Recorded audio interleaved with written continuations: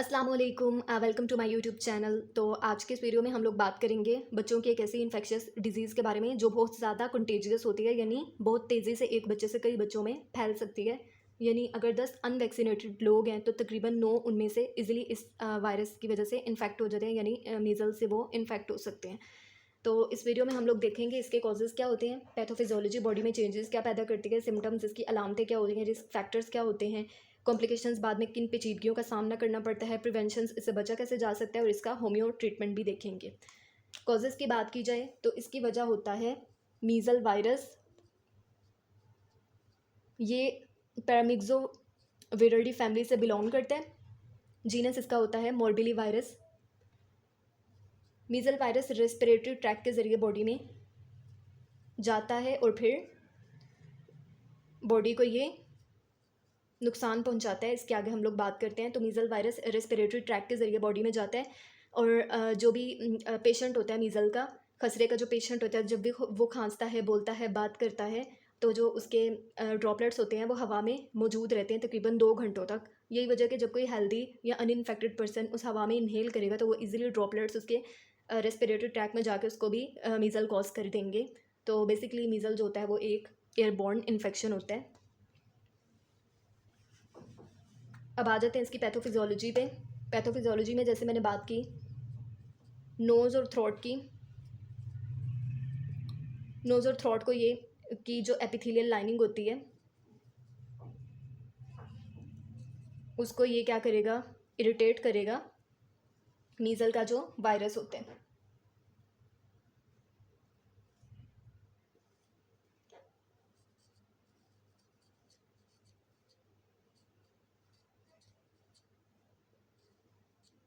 यानी मीज़ल का जो वायरस है नोज़ और थ्रोट की एपिथेलियल लाइनिंग को इरिटेट करता है। अब एपिथेलियल लाइनिंग में प्राइमरीली ये किस चीज़ को इफेक्ट करता है, इम्यून सेल्स को। यहाँ पे जो इम्यून सेल्स पड़े हुए होते हैं वो होते हैं मैक्रोफेजेस और डेंड्रिटिक सेल्स, ठीक है। अब यहाँ से ये जो वायरस है ना, वायरस मीज़ल का जो वायरस है उसके पास 2 प्रोटीन होती हैं, एफ प्रोटीन फ्यूजन के लिए और एच प्रोटीन बाइंडिंग के लिए। एच प्रोटीन को हीमाग्लूटिन प्रोटीन भी कहते हैं, इसको फ्यूजन प्रोटीन भी कहते हैं। एच प्रोटीन हीमाग्लूटिन प्रोटीन होती है और ये जो मैक्रोफेजेस और डेंड्रिटिक सेल्स होते हैं ना, इनके पास रिसेप्टर होता है slam receptor. Slam receptor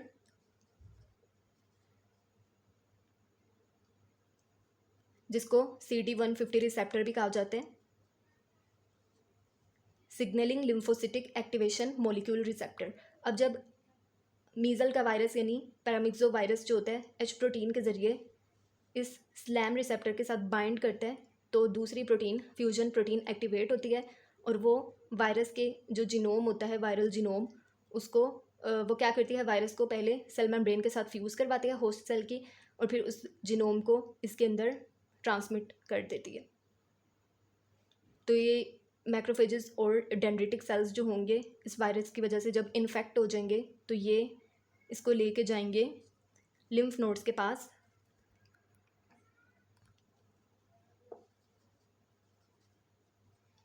lymph nodes, अब लिम्फ नोड्स में मौजूद है लिम्फोसाइट्स, तो लिम्फोसाइट्स के साथ भी सेम यही वाला प्रोसीजर रिपीट करेंगे। उनकी भी जो है सरफेस के ऊपर स्लैम रिसेप्टर मौजूद है और ये जो वायरस होगा अपनी प्रोटीन एच प्रोटीन की वजह से उनके साथ बाइंड करेगा और फ्यूजन प्रोटीन की वजह से उनके अंदर फ्यूज़ हो जाएगा, चले जाएगा और उनको भी इन्फेक्ट कर देगा।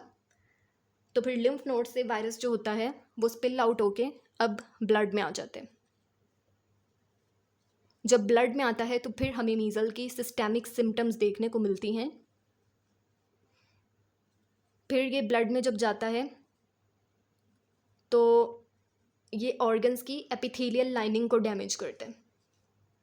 एपिथेलियल लाइनिंग को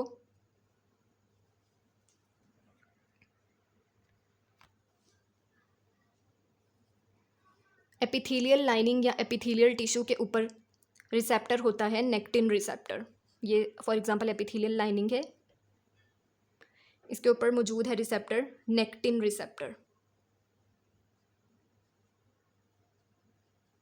वायरस उसी तरह से क्योंकि अब ब्लड के अंदर आ गया है, विरीमिया की कंडीशन पैदा हो चुकी है, तो नेक्टिन रिसेप्टर के साथ ये बाइंड करता है और फ्यूज़ करके एपिथेलियल सेल के अंदर चले जाता है। अब ये एपिथेलियल सेल के अंदर तो चले जाता है, लेकिन साथ साथ ये अपने आप को ये रेप्लिकेट भी कर रहा है, अपने आप को ये मल्टीप्लाई भी कर रहा है, यानी इसकी एम्प्लीफिकेशन लिम्फ नोड्स में ही बहुत ज़्यादा हो गई थी। और एपिथेलियल टिश्यू में आके अब ये क्या करेगा, बाइंड करेगा नेक्टिन रिसेप्टर के ज़रिए, और फिर एक एक एपिथेलियल सेल को ये डैमेज करने लग जाएगा। फॉर एग्जांपल इसने एक एपिथेलियल सेल को अगर डैमेज किया है तो अपनी फ्यूजन प्रोटीन के ज़रिए ये पास वाले अनइन्फेक्टेड एपिथेलियल सेल को भी डैमेज करने लग जाएगा, यानी उसकी सेल मेम्ब्रेन में फ्यूज़ करके अपने जो जिनोम था उसको दूसरे वाले हेल्दी और अनइन्फेक्टेड सेल के अंदर ट्रांसमिट कर दिया। फिर इसी तरह इस वाले ने इस वाले के अंदर ट्रांसमिट कर दिया, और ये वाले सेल ने इसके अंदर ट्रांसमिट कर दिया, यानी सेल मेम्ब्रेन्स जो हैं वो फ्यूज़ हो जाएंगे और एक मल्टी न्यूक्लिएटेड जायंट सेल बन जाते हैं, क्योंकि सेल मेम्ब्रेन को इसने फ्यूजन के ज़रिए उसने सेल मेम्ब्रेन को ख़त्म ही कर दिया ना, एक सेल के साथ इन्फेक्टेड सेल जो था वो अनइन्फेक्टेड सेल के साथ फ्यूज़ कर गया, जिसकी वजह से वो जो अनइन्फेक्टेड सेल था वो भी इन्फेक्टेड हो गया। करते करते एक मल्टी न्यूक्लिएटेड जायंट सेल बन जाता है, मल्टी न्यूक्लिएटेड जायंट सेल बन जाता है, जिसे सिंसाइटिया कहा जाता है। सिंसाइटिया यानी सिंसाइटिया फॉर्मेशन हो जाती है। आई होप आपको ये पैथोफिजियोलॉजी अच्छी लगी होगी कि मेनली मीज़ल का जो वायरस जब बॉडी में जाता है तो एपिथेलियल लाइनिंग को इरिटेट करने लगता है, लेकिन वहाँ पर प्राइमरीली वहाँ पर आ जाते हैं इम्यून सेल्स, यानी कि मैक्रोफेजेस एंड डेंड्रिटिक सेल्स। अब मैक्रोफेजेस और डेंड्रिटिक सेल्स के ऊपर मौजूद होता है रिसेप्टर, स्लैम रिसेप्टर, और वायरस के पास मौजूद होती है एच प्रोटीन। वायरस अपनी एच प्रोटीन के जरिए उस स्लैम रिसेप्टर के साथ बाइंड करता है, तो वायरस की दूसरी प्रोटीन यानी कि एफ प्रोटीन एक्टिवेट हो जाती है, और जिसकी वजह से वायरल इन्वेल्प जो होता है वो होस्ट की सेल मेम्ब्रेन के साथ फ्यूज़ कर जाता है और वायरल जिनोम होस्ट के सेल के अंदर चले जाते हैं। अब ये इन्फेक्टेड मैक्रोफेजेस या डेंड्रिटिक सेल्स जो हैं वो नियर बाई लिम्फ नोड्स के पास जाती हैं, जैसे टॉन्सिल्स के पास जा सकती हैं, एडिनॉइड्स के पास जा सकती हैं।